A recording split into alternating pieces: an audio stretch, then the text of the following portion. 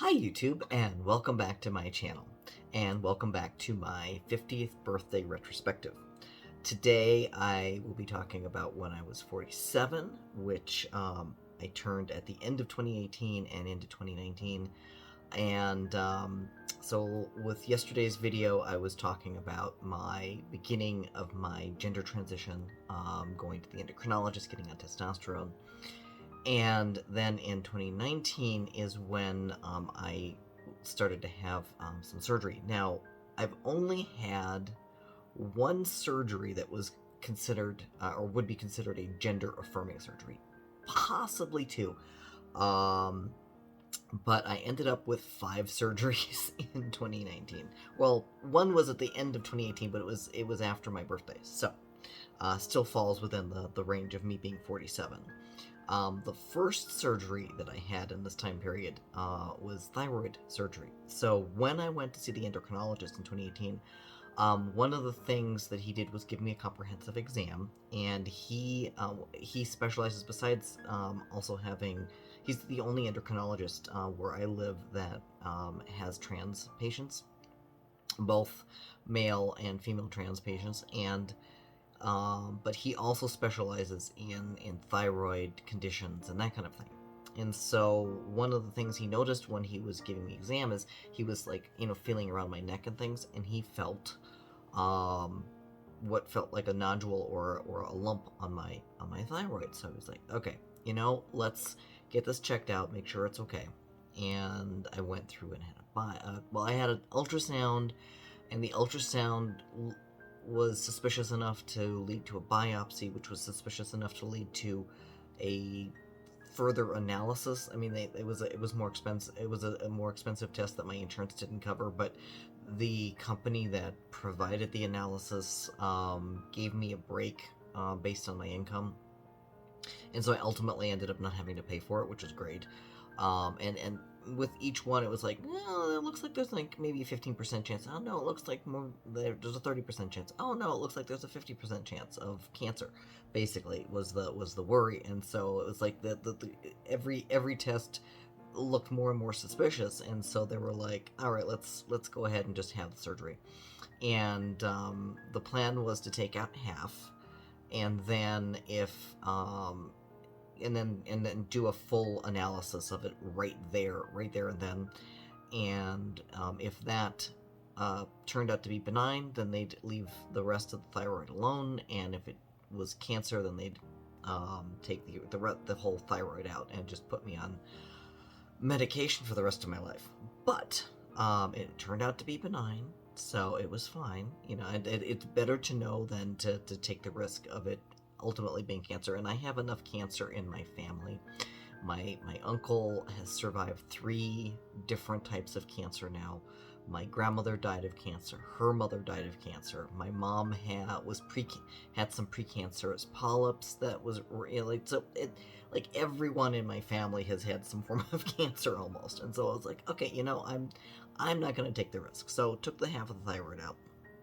And one thing that was kind of weird, at least my endocrinologist thinks I'm weird, but normally when you have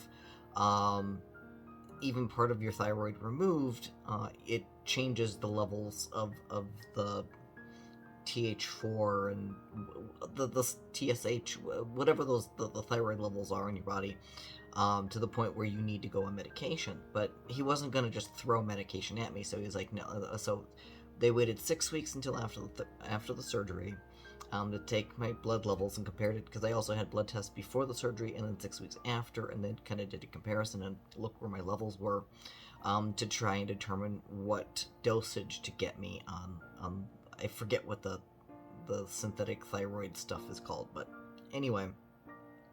And after the surgery, my levels remained normal.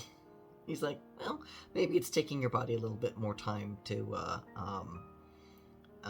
settle out with this, so we'll keep an eye on it. And so far, and it's been 2 years now. Yeah, it's been 2 years since the surgery, and I get my blood work done every 6 months. And so far, the levels have remained normal throughout. And he just looks at me every time. He's like, "You're weird." I mean, it's not entirely impossible. It's not completely unusual, but very few of his patients have gone through this surgery and not needed medication.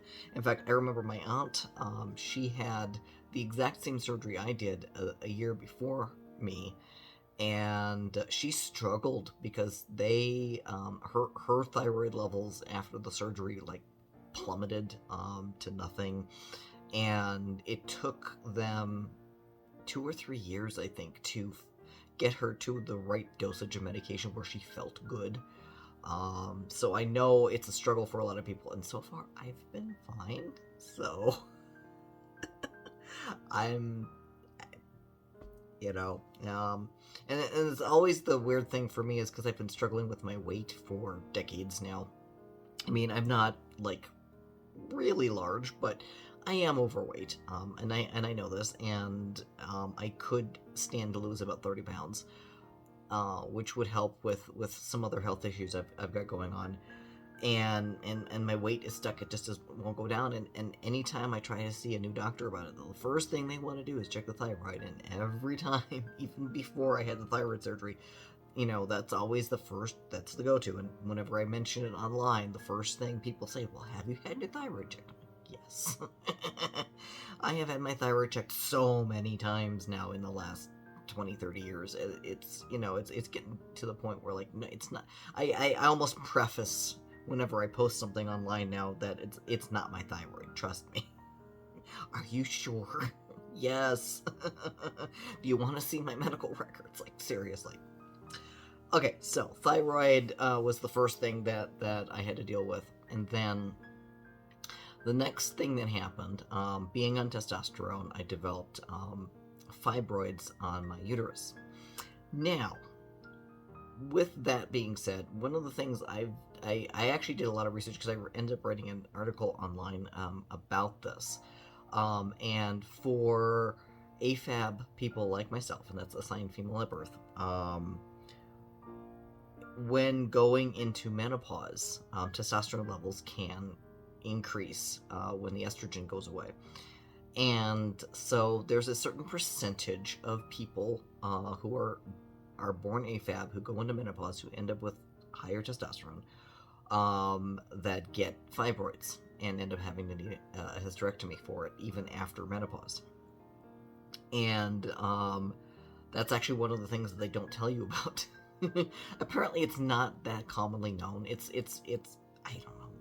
I don't think I saw any study with any actual percentages, but I would hazard to guess it's only like 5 or 10% of the AFAB population that develops this.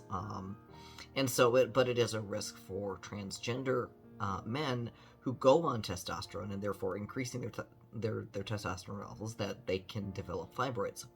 One thing that happens with the fibroids, because they're not inherently dangerous, they don't develop into cancer or anything like that, but they can make certain things very painful. And warning for a little TMI here, but orgasms. All of a sudden I was having, like, if I was, allowing myself to enjoy one, as soon as the orgasm hit, I doubled over in pain. And so my choices were have a hysterectomy, which is something I've been wanting for 30 years anyway, or never have an orgasm again, because I was fine as long as I didn't have an orgasm. Once it dissipated, then the pain would eventually go away. But as your body in that area is contracting and things, the fibroids make it hurt. But I was actually kind of happy about this because I'd wanted a hysterectomy forever, but insurance wouldn't cover it, doctors wouldn't do it. Well, what if you change your mind? What if your husband, like all of the excuses that other people with my anatomy have experienced. For those of us who want hysterectomies even when we're 20, doctors just won't do it, which is, it's ridiculous. But anyway, So I was happy about this. Now, the only thing is, even though my gynecologist was absolutely on board with giving me a hysterectomy finally, and I'd seen so many again. Nobody would do it. And so I finally kind of stuck with the last gynecologist I had, even though she wasn't very receptive to giving hysterectomies without a medical reason. She had her own issues around it, but she otherwise was a fantastic gynecologist. So I was, so I ended up sticking with her. She had the same opinion on hysterectomies that everyone else did. So I was like, all right, I was kind of done trying to find someone who would do it. So, but then when all of this started happening, she was completely on board with it. But the insurance still was pushing back on it. Like, do they really need this surgery? Like, how can we get out of having to pay for this? So I ended up having to have 2 surgeries in order to have the hysterectomy. The first one was sort of an exploratory thing, a hysteroscopy, whatever, and she did a D&C as well, and had to prove that yes, there were these things in there, and because they showed on the ultrasound, but the insurance wanted like photographic evidence of these damn things, and so she had to go stick a camera up me to here, see. And then finally insurance was like, okay, fine. Although the one thing that my doctor did do while she was doing the exploratory stuff was like, well, since we have to open you up anyway, do you want me to go ahead and remove your ovary? I only had 1 ovary left. I'd had the second one, the other one removed 20 years ago for another medical condition. So I was like, yes, go for it. Even if they didn't approve the full hysterectomy, like at least getting rid of the ovaries would have, it would get closer to where I wanted to be with my body. And so she did that, and here's the kicker, because I had complained about abdominal, no, I cannot pronounce today, abdominal pain for years, and it was getting to the point where my doctors were all kind of treating me like a hypochondriac, because they're like, we can't see anything. They did so many ultrasounds, we don't see anything. There's nothing that could be causing this pain. Now, I had 2 sources of pain. One I knew was my cervix, and I just had a very touch sensitive cervix. Like anything touched it and I'd go through the roof with pain. It's as long as nothing was touching it, it was fine. So it wasn't something where we have to remove it to if I was having constant pain and not just like, oh well, stop touching it, stop having things touch it. So so there was that was one source of pain that was a known source of pain. But the other one was over on the side with the ovary, and no one believed me that the pain was as bad as I was describing. Well, when my gynecologist was in there and removing the ovary, she realized that behind it was she called it an abdominal adhesion, where apparently part of my intestine was connected to my abdominal wall or something, and it was stretched really tight, and it was right by the ovary, but the ovary was hiding it, so that even in ultrasounds there was no way of seeing it until the ovary was removed. And then she saw it and she was like, oh, well, that looks painful. Like, yeah. Now the pain wasn't constant, and this was where people were doubting me about the pain, because the pain only happened when I ovulated, and what happens during ovulation, the ovary forms a cyst before it releases the egg, and so the cyst, like it balloons out from the ovary, and as from what we can deduce based on everything we know now, is that the cysts were bumping into that adhesion, and that's what was causing the pain. So just removing the ovary itself was actually going to solve the problem, but while the surgeon was in there, she went ahead and fixed the adhesion, and and made it stop being adhered to my abdominal wall and stuff. So that was fixed. But it didn't. None of that fixed the fibroid problem, and so I was still having painful orgasms. And so finally, the insurance was like, okay, fine. And so I ended up getting the total hysterectomy. So I had 2 surgeries to get the hysterectomy. Which that was a triumphant moment for me to finally get rid of all of this stuff and to no more cervical pain, no more ovarian pain. All of that is now gone. Not to mention I don't have to deal with the cycles anymore. Just even though the testosterone had stopped that anyway, but I don't have to worry about breakthrough bleeding and any of that stuff anymore. And so I am so grateful for that. So that's 3 surgeries in. 5 days after the hysterectomy, I had to go back to the ER to get a emergency appendectomy.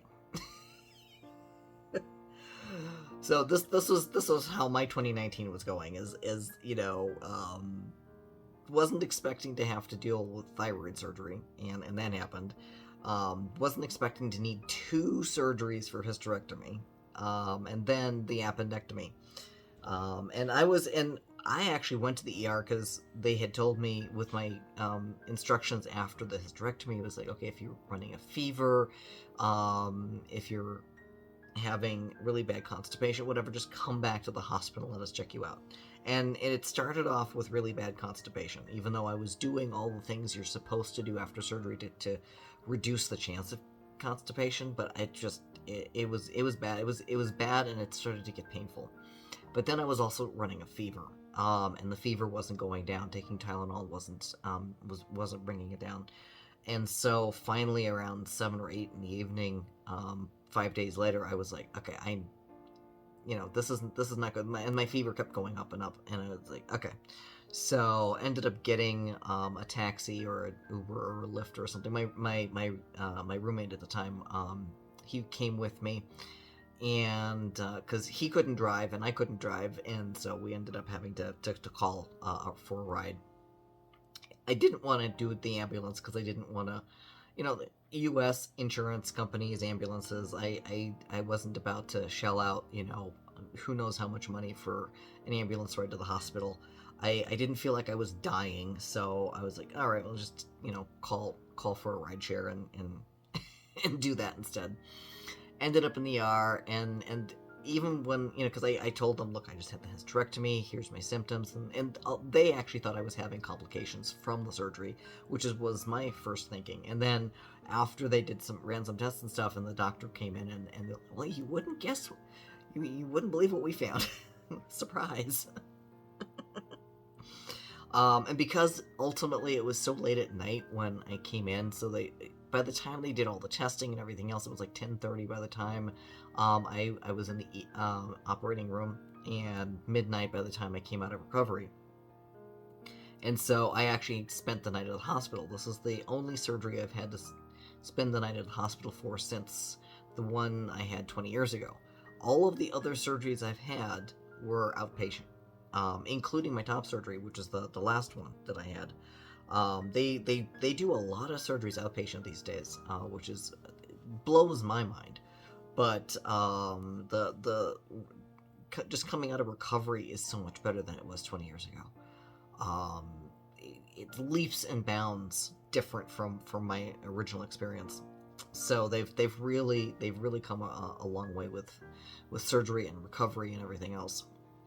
So after the emergency appendectomy, then 5 months after that, I had my top surgery, and I was determined to get the top surgery the same year. Normally, you wouldn't want to. I already had 4 surgeries. You want to usually let your body recover. Now, I did have 5 months of recovery time until I had the top surgery, but I really wanted to get it in the same year because with all the other surgeries I'd had, so the thyroid was in 2018 still, but the other 3 that I'd had in 2019, I maxed out my deductible with my insurance, I maxed out my out-of-pocket, and so my insurance was covering it 100%. And because of who the president was at the time, which was Trump, and Trump had signed some executive order to keep Medicaid from paying for any gender-affirming surgeries. And so where Medicaid in Colorado was covering it before, they no longer could because of this new federal ruling or mandate or whatever from the president. And so, and I have regular insurance that I pay for, and then I also have Medicaid. The regular insurance is my primary, and then all the stuff that they don't cover, Medicaid will, in most cases, cover the difference of the cost. And that's only because my current income, I don't have like a regular day 9-to-5 job. All my income is from writing, and I don't earn that much from my writing, so I'm mostly living off my savings. And so because of all of that, I qualify for the Medicaid. And so, but for the top surgery, they weren't going to cover anything. And if I hadn't maxed out everything on my regular insurance, because I'm thinking it was like 50 grand or something was the surgery, and I would have ended up with at least $6,000 or $9,000 out of pocket if I hadn't maxed out everything. Because it's like I don't remember all the figures anymore, but I would have had to pay a lot. Which is weird, because if you try and get the surgery without insurance, they don't charge as much. They charge all this stuff only if you haven't. The American medical system and the insurance industry makes 0 sense. Let's put it that way. But regardless, the reason I tried to get it in 2019 and did end up getting my surgery in 2019 is because I had maxed everything out and I wanted the insurance to cover it. So there. And so yeah, that was the final surgery, was having the top surgery and removing my breasts, because I never liked the damn things, and I also had fibroids in them, as well as fluid-filled cysts and just other. I had so many problems with that. Just they were, one, I thought they were hideous, and two, they were painful to touch. My chest has always been kind of a no-go situation in terms of I've never let a partner touch me there, because it just weirds me out. And even with the breasts gone, I'm not a huge fan of I'll do this, but other than that, not a fan of this part of my body. Never have been. But I was really glad to get rid of I don't have to wear binders anymore, which were hurting my back anyway, and I now have this lovely masculine chest. My surgeon did a fantastic job. With the way he did the incisions, he actually made it so that it looks kind of like the outline of pecs.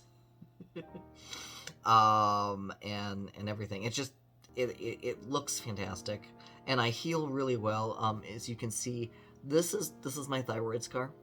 And my surgeon put it into an existing crease, because this is the existing crease on my neck anyway, and this little bit here is where he actually did the incision, and it blends in so well that if I didn't point it out, you probably wouldn't even realize that it was the surgery scar. So I heal really well. So the surgery scars up here on my chest and everything they've faded quite a bit now. I have only a couple of places where I got a tiny bit of chelation, and those will fade over time still as well. It's been 2 years, but it may take some time, but I'm pretty sure that those will all fade away, because all my other surgery scars have all faded to the point where you can almost not even see them anymore, which I'm really lucky for, that my body heals that well. So anyway, so yeah, 2019 was just the year of having surgeries and recovering from them. Those were the big things. The only other 2 real things that happened for 2019. One, as I mentioned with yesterday's video, that my roommate, when he moved here, didn't have a driver's license and didn't know how to drive. And so I took it upon myself to teach him how to drive. Oh, all this sunlight. So I took it upon myself to teach him how to drive. And because the job that he had required driving. Oh, look at this. Look at the sunlight. Okay, I need to excuse the wobble. Anyway, so yeah, he didn't know how to drive, and started by taking him around the neighborhood where I live in, quiet little suburban streets and everything. So it was a great place to teach him the basics of driving. But then eventually, because since I had to drive him to and from work, I was like, "You're driving yourself." And so once he got to the point where he had enough confidence to go on the main roads to drive, so we did all the back roads to get to his work first, because he worked in the next town over at a hotel reception. And eventually we also started taking the interstate. So we kind of switched off between back roads and interstate until he got to the point where he was comfortable enough to drive. The only thing that ultimately kind of sucked is because in general, most people I know tend to fail their first driving test.